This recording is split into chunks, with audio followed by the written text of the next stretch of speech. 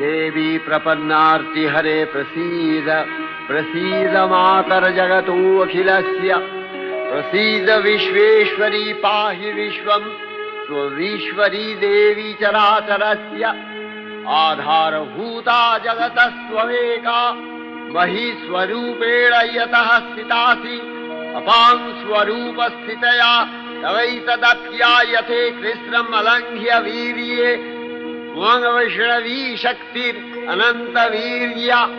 विश्वस्य बीजं परमासि माया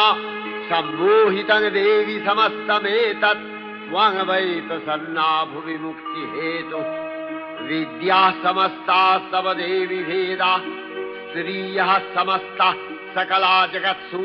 तवैकया पूरितमम्बयैतत् का ते स्तुतिः सद्य परापरोक्तिः सर्वभूता यदा देवी